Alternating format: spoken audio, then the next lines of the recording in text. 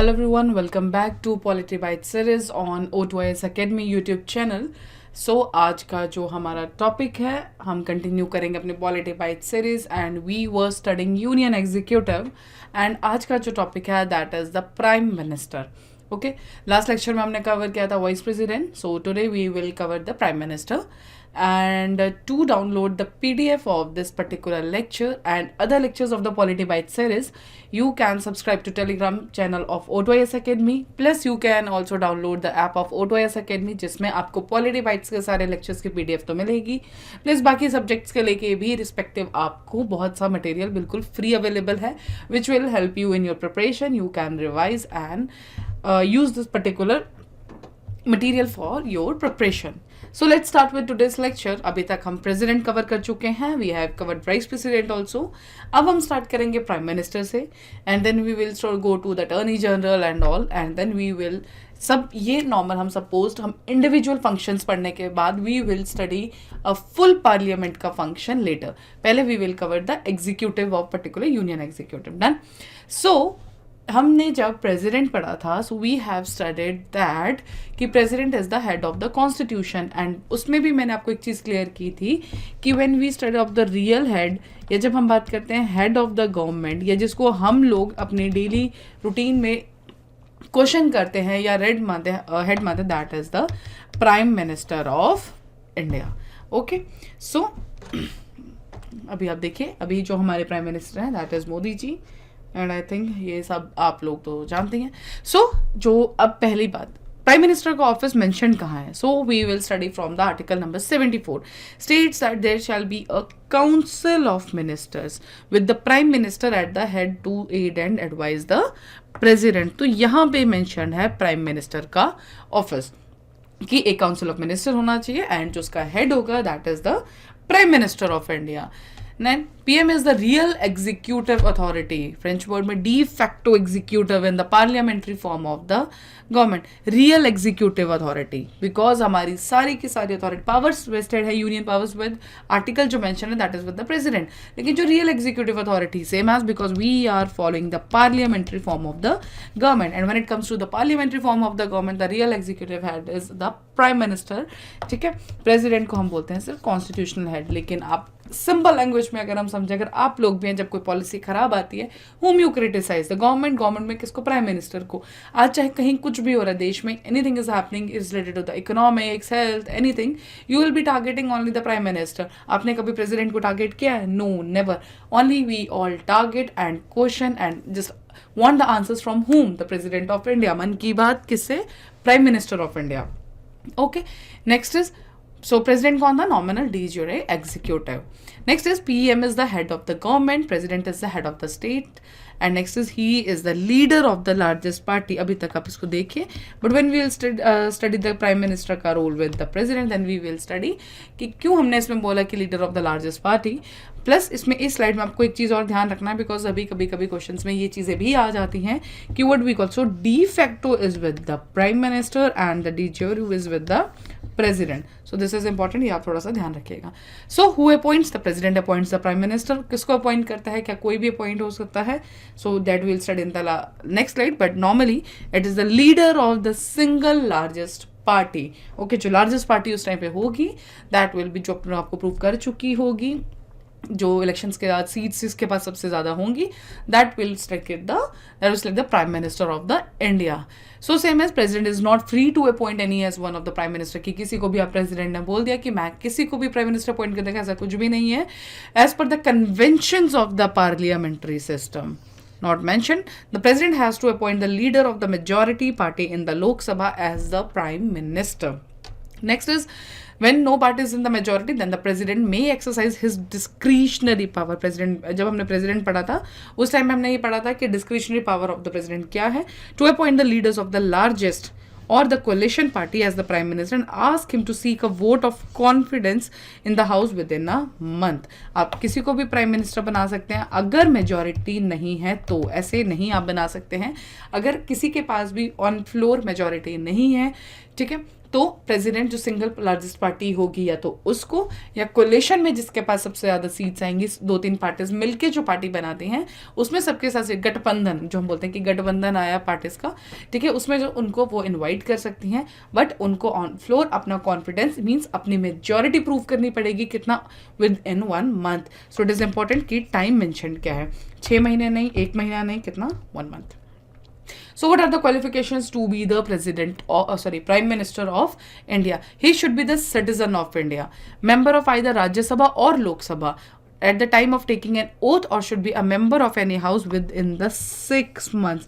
When it comes to the proving the majority of the full party, तो हम बोलते हैं कितना, 1 month. बट अगर मान लीजिए कोई इंसान को राज्यसभा, जो भी प्राइम मिनिस्टर बना, if he is not the member of Rajya Sabha और Lok Sabha, so he have to prove his that कि वो मेंबर है कितना, 6 months में। He have to be the member of any house within the 6 months. Okay He should have completed 30 years if he is a member of the Rajya Sabha. जब मैंने आपको vice president पढ़ाया था तब मैंने आपको एक चीज़ बोली थी कि how the things will, and 25 years of age if he is a member of the Lok Sabha. And अब हम, so that is all about the जो हमारे पास qualifications है, जो हमारी eligibility है किसके लिए, प्राइम मिनिस्टर बनने के लिए. Now it comes with the oath. अब ओथ क्या है, तो president administers the oath of office and secrecy, ठीक है, किसके, प्रेसिडेंट ओथ दिलवाते हैं, क्या करते हैं पीएम उसमें स्वेयर करेंगे, that is the truth, faith and allegiance to the constituent of the India, uphold sovereignty and integrity of the India, faithfully and consistently discharge duties of office and to do right to all people in accordance with the constitution and the law without fear, favour और ill will. In this oath to secrecy the prime minister swear not to reveal any matter that is brought under his consideration as a union minister except required to the due discharge of duties. in simple words में है, oath भी जो prime minister लेंगे वो है protect करने के लिए, कॉन्स्टिट्यूशन के प्रोविजंस के प्रति अपने आप की ट्रूथ, फेथ, अपनी जो ऑनेस्टी उसको दिखाने के लिए. So these are the pointers, but इतना डिटेल आपको कोई नहीं पूछेगा. But the thing is you should know कि ओथ कौन दिलाता है, that is the president of India. Appoint कौन करता है, प्रेसिडेंट ऑफ इंडिया. बट क्या प्रेसिडेंट अपनी मर्जी से अपॉइंट कर सकता है, नहीं. President can function as discretionary power only in one case, if there is not any majority party, then president can function as discretionary power. Otherwise, by the parliamentary conventions, only the single largest party will make a prime minister, will choose a prime minister. Okay. So that's all with this. Now what is the term? Term is not fixed. Hold office during the pleasure of the president. As long as the PM enjoys the majority support in the Lok Sabha, he cannot be dismissed by the president. ऐसा नहीं है कि pleasure में है तो president कभी भी हटा सकता है. If he has the majority in the Lok Sabha, तो प्रेसिडेंट कभी भी प्राइम मिनिस्टर को रिमूव नहीं कर सकता है. In case of the loss of the confidence of the Lok Sabha, the prime minister must resign और president can dismiss him. So this is the condition. अगर सो बेसिकली सब कुछ जो डिपेंड करता है that is on the majority किसके पास है. इफ द मेजॉरिटी, तो प्राइम मिनिस्टर को प्रेसिडेंट भी हटा नहीं सकता है. बट इफ मेजॉरिटी लूज हो गया तो प्रेसिडेंट प्राइम मिनिस्टर को रिमूव कर सकता है, डिसमिस कर सकता है. Okay. So that's all about the term. Salary same as MP because see, कोई प्राइम मिनिस्टर एक अलग पोस्ट नहीं है, वो भी काउंसिल ऑफ मिनिस्टर में है, लेकिन वो काउंसिल ऑफ मिनिस्टर में से सब में से एक मेन हेड है. दैट इज एक पार्टी है जिसमें 10 लोग सेलेक्ट हुए, 10 में से एक हेड बना, बट है तो वो उसके का मेंबर.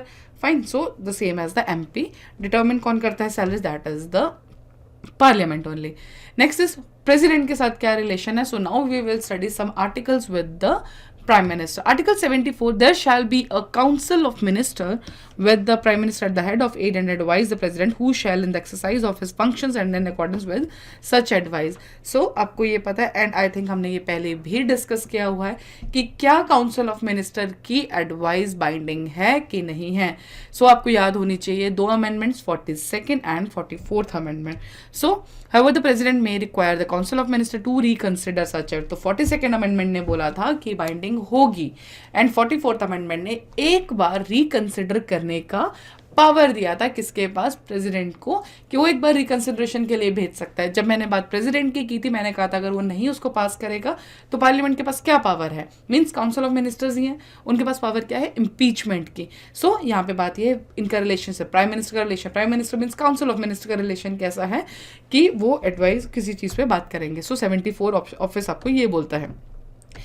आर्टिकल नंबर 75 तीन चीजें मेंशन करता है कि जो प्रेसिडेंट है वो अपॉइंट करेंगे प्राइम मिनिस्टर को, अदर मिनिस्टर जो बाकी मिनिस्टर होंगे काउंसिल में वो अपॉइंट किए जाएंगे प्रेसिडेंट के द्वारा ही, बट कौन एडवाइस करेगा, that is our prime minister. Minister hold their office during the pleasure of the president. देखिए एक तो प्लेजर ऑफ द प्रेसिडेंट मतलब जो इंडिविजुअल रिस्पॉन्सिबिलिटी आएगी हर एक मिनिस्टर की, that is to the president, but the collective responsible is to the Lok Sabha, because हर एक मिनिस्टर जो अपना ऑफिस एक्वायर करेगा that is with the pleasure of the president, इसलिए जो इंडिविजुअल रिस्पॉन्सिबिलिटी हम बोलेंगे that is to the president, but when it comes to the collective responsibility of the council of minister, that is to the lok sabha. Okay, so article 75, if anyone will ask, if the question will be like where the collective responsibility is mentioned, that is in article 75 individual responsibility के साथ. Next is article 78, it shall be the duty to the PM to communicate to the president all decision of the council of minister. Prime minister is act as a bridge किसके बीच में, council of minister और president के बीच में। He is a communication channel. So these are the different terminologies, जब आप detail में किसी बुक में लक्ष्मीकांत में पढ़ेंगे, so these all are use their कि इज अ कम्युनिकेशन चैनल, वही प्रेसिडेंट और काउंसिल ऑफ मिनिस्टर के बीच में एक ब्रिज एक्ट करता है। Next is prime minister advises the president regard, now advises the president regarding the appointment of the various important officials like Attorney General, CAG, Chairman and the members of the UPSC, Chairman and member of the Finance Commission and so on. So that is all with the relation of the Prime Minister with the President. Now relation with the Council of Minister, prime minister recommend करेंगे कि कौन minister होगा नहीं होगा council of minister में। Second is he allocates and reshuffle various portfolios among the ministers. Next is he can ask a minister to resign और advise the president to dismiss him in case of difference of the opinion. He preside over the meeting of council of minister and his death और resignation from office can bring the collapse to the council of ministers को हम बाद में detail में करेंगे इस point को। बाकी काउंसिल ऑफ मिनिस्टर के साथ कौन उसका मेंबर बनेगा, कौन डिसाइड करेगा, that advice will be given by the prime minister. Portfolios कौन असाइन करेगा, प्राइम मिनिस्टर। ठीक है, कोई मीटिंग होगी काउंसिल ऑफ मिनिस्टर की तो कौन हेड करेगा, हमारे प्राइम मिनिस्टर। कोई किसी को डिसमिस करना है काउंसिल ऑफ मिनिस्टर से, किसी मिनिस्टर को डिसमिस करना है या किसी को हटाना है, कुछ भी करना है, कौन हटाएगा, that is president, but advice कौन करेगा, दैट इज प्राइम मिनिस्टर। ठीक है, so that is all with the relation of the council of minister with the prime minister. Now relation with the parliament, he advises the president regard किसमें, summoning, proroguing the sessions of the parliament, dissolution of the lok sabha, government policies को announce करने के लिए, ये सब power किसके पास है, प्राइम मिनिस्टर का। Here we are studying the different relationship या relationship functions of the prime minister with different, हमने पहले करा प्रेसिडेंट के साथ क्या फंक्शन है, then council of minister, then we are studying the parliament के साथ उसका क्या फंक्शन है। ठीक है, next is PM is the chairperson, this is important, ये पूछा भी जा सकता है। नीति आयोग के चेयरपर्सन, एनडीसी के, national integration council, inter state council, national water resource council, national board for wild life, president of CSIR, और भी ऐसे ऑफिस होंगे जिनके prime minister directly indirectly chairperson होंगे। सो ये आपको ध्यान में रखना है पर्टिकुलर चीज।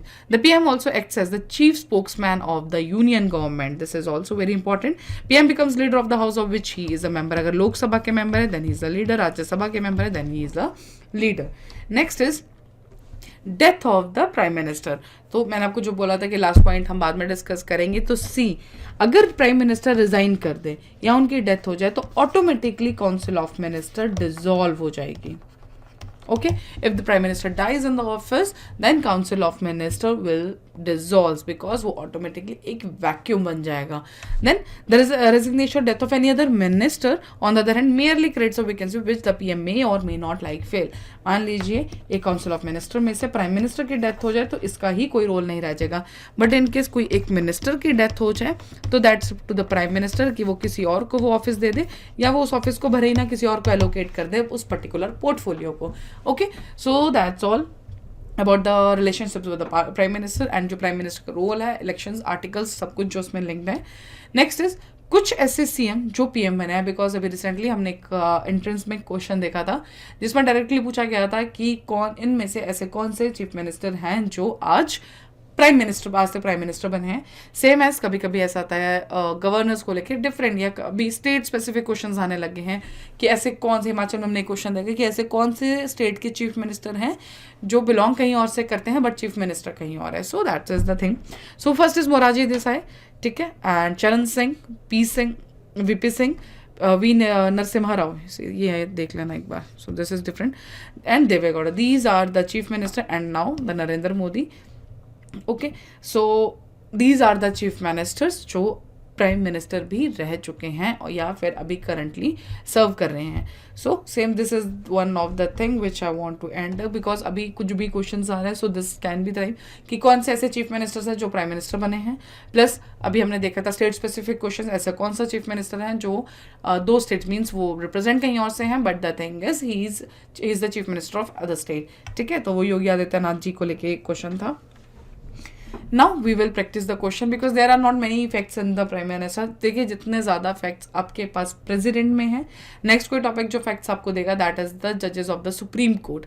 बाकी जो ऑफिसर्स हैं दैट आर ईजी एंड इतने उनमें facts या कुछ भी फिगर्स मेंशन नहीं है, but you have to be taken care of each and every office. So the prime minister of India at the time of his और her appointment, okay, need not necessarily, पहले हम पढ़ते हैं उल्टा, must be a member of the Lok Sabha. False, because ऐसा कोई भी चीज़ नहीं है. Must be a member of one of the house of the parliament. No, हमने क्या पढ़ा था, जब अपॉइंटमेंट होनी चाहिए या तो वो लोकसभा या राज्यसभा किसी के भी मेंबर होने चाहिए. अगर नहीं है तो विद इन 6 months उनको अपने आप को एक हाउस का मेंबर बनाना पड़ेगा. सो ये भी नहीं, ये भी नहीं. Need not necessarily be a member of one of the houses of the parliament but must become a member of the Lok Sabha with in 6 months. ये सही था, बट सब कुछ, बट लोकसभा जरूरी नहीं है. इट कैन बी लोकसभा और राज्यसभा.